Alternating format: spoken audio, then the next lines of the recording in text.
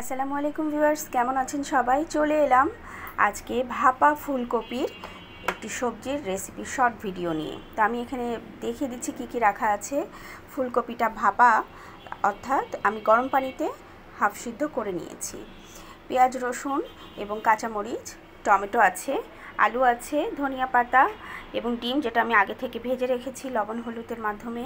এবং এখানে মশলার মিক্সচার, এখানে লবণ, হলুদ, জিরা, ধনিয়া সব কিছুর একটা মিক্সড আগে থেকে আমি করে রাখি দেওয়ার সুবিধার জন্য। তো চলুন ভিউয়ার্স, আর দেরি না করে রান্নাটা স্টার্ট করি। ভাপা ফুলকপির সবজি। ভিউয়ার্স, এখানে আমি তেল গরম করে মশলাটা দিয়ে দিচ্ছি। পেঁয়াজ, রসুন, কাঁচামরিচের,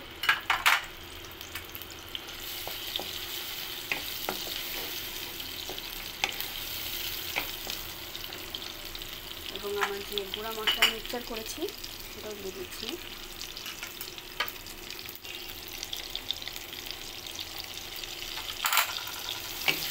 আগে থেকে একসাথে মিক্স করে রাখলে সুবিধা দেওয়ার সময়। আপনারাও এইভাবে করতে পারেন।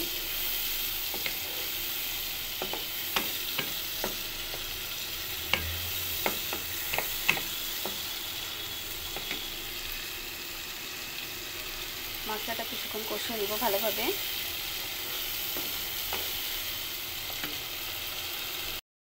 তেল ফুটে উঠলে এই পর্যায়ে পানি অ্যাড করে নিব। আমি 1 কাপ পানি দিয়ে দিচ্ছি। মশলা কষানোর এই পর্যায়ে পানিটা যেটা দিয়েছিলাম প্রায় শুকিয়ে এসেছে, দেখতে পাচ্ছেন তেল ফুটে উঠেছে। তো এখন আমি আলু দিয়ে দিব।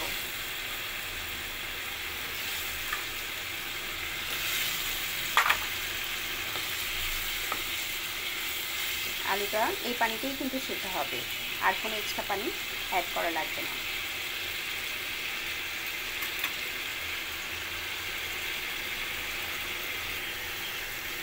আলুটা সিদ্ধ হওয়ার জন্য আমি একটু ঢেকে দিচ্ছি। 5 মিনিটের মতন মিডিয়াম আঁচে ঢেকে দিব। এখানে আলুটা প্রায় সিদ্ধ হয়ে এসেছে। এ পর্যায়ে আমি আমার ভাপা ফুলকপিগুলো দিয়ে দিচ্ছি।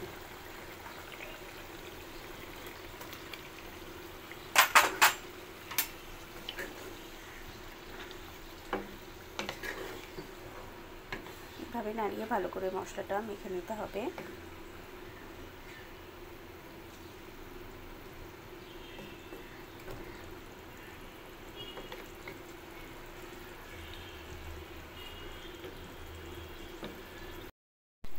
ফুলকপিটা ভালোভাবে কষানোর জন্য এভাবে দেওয়ার পরে আমরা কিন্তু বেশিক্ষণ নাড়াবো না। বেশি নাড়ালে ফুলগুলো ভেঙে যাবে, দেখতে ভালো লাগবে না। এই পর্যায়ে আমি একটু ঢেকে দিচ্ছি।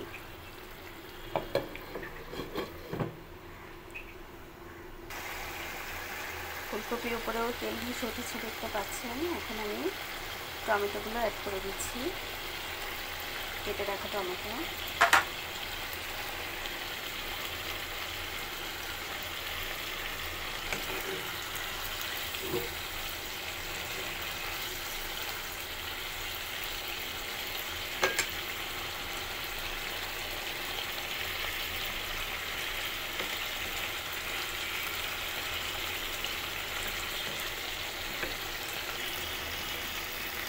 এখন পানি অ্যাড করে দেব সম্পূর্ণ রান্নাটা কমপ্লিটের জন্য। এখন এখানে আমি 2 কাপ পানি দিচ্ছি। এই 2 কাপ পানিতেই কিন্তু আমার রান্নাটা কমপ্লিট হবে।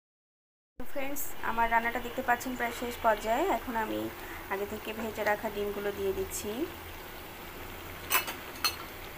তো ভিউয়ার্স, আমার রান্নাটা কিন্তু কমপ্লিট হয়ে গিয়েছে। আমি এবার ধনেপাতা দিয়ে দিচ্ছি। চুলার আঁচকে বন্ধ করে দিলাম এবং 5 মিনিটের মতো ঢেকে রাখবো।